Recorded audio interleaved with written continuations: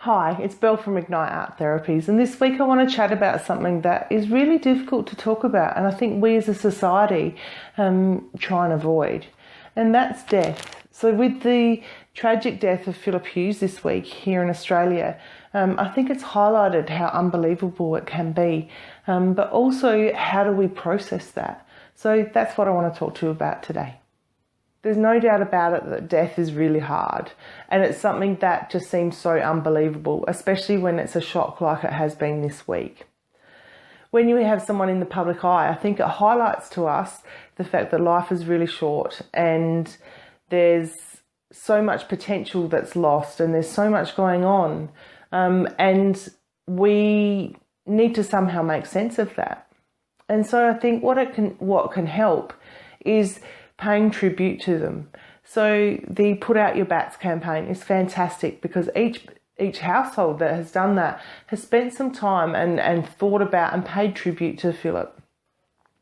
But it also can be about going to a sacred place. So when someone dies, maybe it's a church where you go and light a candle. It might be going to the beach and putting something in the water. It could be just being in nature and just connecting with them. Or the wearing of a black armband during a sport match, or playing music that connects you to them. It could be the minute silence that can quite often happen.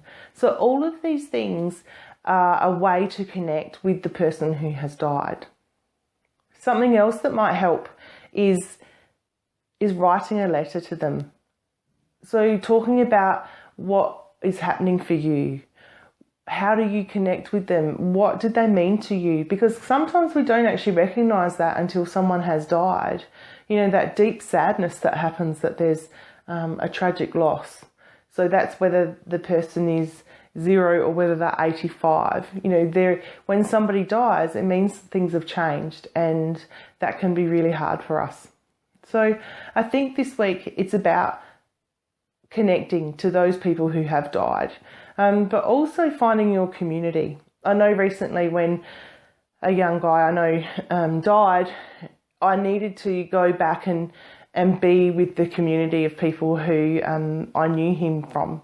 It was about, us needing to be together so that we could process what has happened. And I think that's the thing. Finding a connection with the person. Find your own way to connect with them and have a tribute, but also connect with others around you. Death is not an easy thing, and that sense of community can help make it just that little bit better, in as far as being able to process it with each other. It is still a very individual thing. So those people who are really close to the person who has died, their life has changed forever, and so it's about trying to help them navigate it as well, and let the feelings be what they are. If you're angry, it's okay. If you're sad, that's okay. If you're happy, that's okay. It's all of those emotions that come out. If you feel jealous of people because they haven't experienced that, that's okay. Let the feelings be what they are, but take the time to try and process that. So I guess my message for this week is to connect with those people who have died, to find your community, and just allow the feelings that you have to be there. Spend time trying to process them, and don't hide them because they come out in other ways. So just, think about Philip Hughes this week, but also think about those people in your life who you need to connect with occasionally, and that doesn't stop 6 weeks after they've died.